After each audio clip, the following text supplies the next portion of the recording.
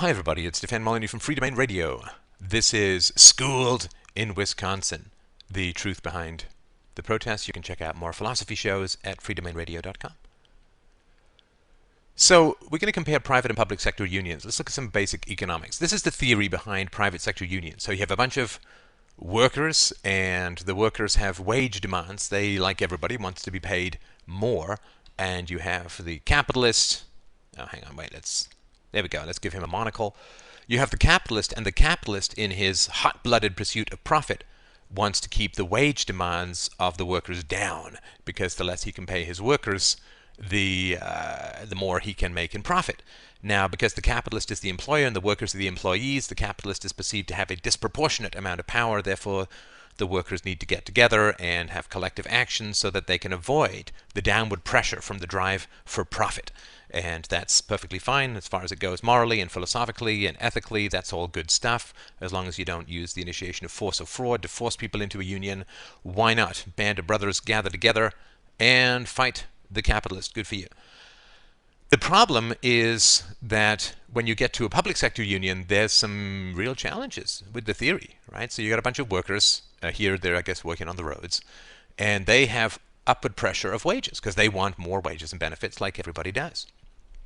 And you have a politician. Now, the politician doesn't have the profit motive, right? The politician doesn't have the same drive to keep public sector union pay down for a number of reasons. First of all, we'll get to this later, he's dependent upon union contributions, particularly if he's a Democrat, for his re-election campaign. And secondly, he doesn't have personal fiscal responsibility or legal responsibility for deficits and so on. So there's no downward pressure. And because there's no profit, according to the theory of unionization, there really shouldn't be any need for unions. Also, because unions generally have a legal monopoly on the provision of services, then if the politician goes against the unions, it severely disrupts the economy and his chances of re-election go down. So this is one of the reasons why public sector unions get more and more benefits. But let's look at the political economics, or you could also say the money laundering. So public sector workers, they have to pay, $700 to $1,000 a year in union dues, and most of that money, I think 95%, goes to the Democratic Party. So all of this money is flowing up to the union bosses. Now the union bosses then transfer some portion of that money to the politician. And the politician, in return for getting elected, gives money to the union workers, who then can pay more to the union boss, who can then give more to the politician. Now this money is all coming from the taxpayer, which is why you see a diminishment of growth in the private sector and a huge increase in the public sector. This is inescapable in terms of its logic.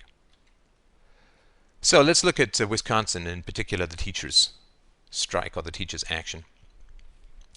Look, 2/3 of Wisconsin public school 8th graders cannot read proficiently, despite the fact that Wisconsin has the highest per pupil spending in the Midwest. So it is not a shortage of money, and this is catastrophic in terms of education. So in real dollars, from 1998 to 2008, Wisconsin public schools increased per pupil spending by $4,245. This did not add a single point to the reading scores of their 8th graders. This is a significant increase in the amount of money spent on education, with no corresponding increase in even the pretty crappy government reading scores. Right, so they say 2/3 of Wisconsin can't read proficiently. This is can't read proficiently according to government standards. Go back 100 to 150 years before government education, and I mean, you can look at those textbooks and see just how much dumbing down there is. Try giving those students tests from when there was private education in America, say the 1860s, and see how well they would do. In 2008, federal government provided $669.6 million in subsidies to public schools in Wisconsin. This is, of course, to keep the teachers' forced union dues to flow towards politicians. And the best in the nation, Connecticut, still had 58% of 8th graders scoring below proficiency. So it's really, really bad overall. This is just terrible. Those who know the system best generally take their kids out of it. So nationwide public school teachers are almost twice as likely to choose private schools for their own children. Isn't that interesting? In Philadelphia, 44% of the teachers put their kids in private schools. In Cincinnati, 41%, Chicago, 39%, Rochester, in New York, 38%, San Francisco, Oakland, 34%, and 33% in New York City and the New Jersey suburbs. Isn't that Interesting. And those who run the system, they also tend to keep their kids away from it. 37% of representatives and 45% of senators in the 110th Congress sent their children to private schools. Now, this is all self-reporting, so it's probably a low number. So this is almost 4 times the rate of the general population. 96% of Democrats who practiced their own school choice by sending their kids to private school voted against a voucher program that would give poor families the right to do the same thing. Ugh. Hypocrisy, doesn't it just taste like batteries? Here's a quote, and all of the sources will be in the links below. If all of the members who exercised school choice for their own children had supported school choice in policy, every major legislative effort in recent years to give parents school choice would have passed. But you see, public school education is for you, to keep you in the lower classes, not for the rich. All right, so this is a nationwide problem in terms of state deficits. There's a $140 billion shortfall in fiscal year 2012. So California's got a shortfall of $25.4 billion, almost 30% of the fiscal year 2011 budget. Illinois, $15 billion, 44% of the fiscal year 2011 budget. Nevada, $1.5 billion, which is 45.2% of the budget. New Jersey, $10.5 billion, 37.4% of the budget. Texas, $13.4 billion, 31.5% of the budget.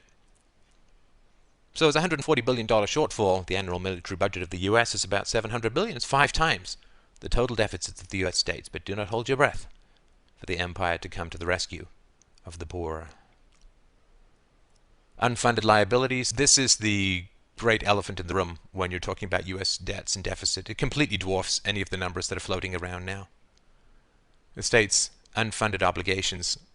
Unfunded obligations mean stuff that you've promised to your workers and to others that you don't have the money to pay for. So the state's unfunded obligations were 22% of the U.S. GDP. And remember, GDP includes government workers who are net takers from the system, not deliverers to the system. All but 10 states and the District of Columbia have total adjusted unfunded liabilities above 15% of their state GDP. Now, 4 states, Alaska, Hawaii, New Jersey, and Ohio, have adjusted unfunded liabilities above 35% of their state GDP.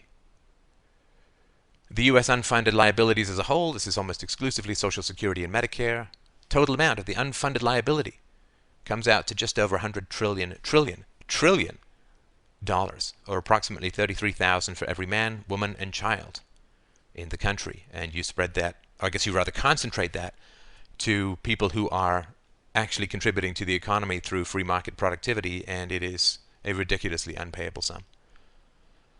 The private net worth of all Americans together is estimated at just over $50 trillion by the Federal Reserve.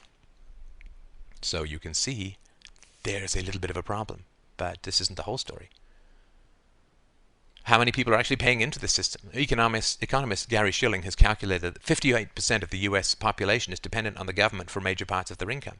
1950, this was just 29%, so it's almost doubled.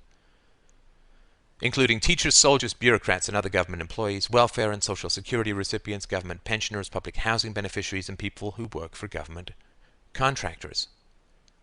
By 2018, Schilling estimates an astounding 67% of Americans could be dependent on the government for their livelihood. This is absolutely unsustainable. So I don't have any particularly great endings other than the ride is over. I mean, I understand that it must be frustrating and frightening and enraging for the people in the public sector to recognize just the degree to which the cancer has overgrown the body politic.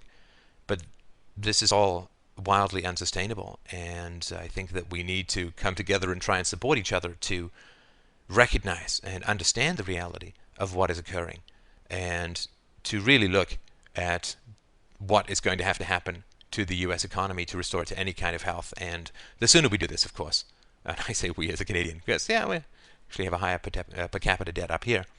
The sooner we do this, the better. And the more we stay away from rhetoric and the more we just focus on the rather dismal mathematics of the situation, the quicker we can come to a real solution.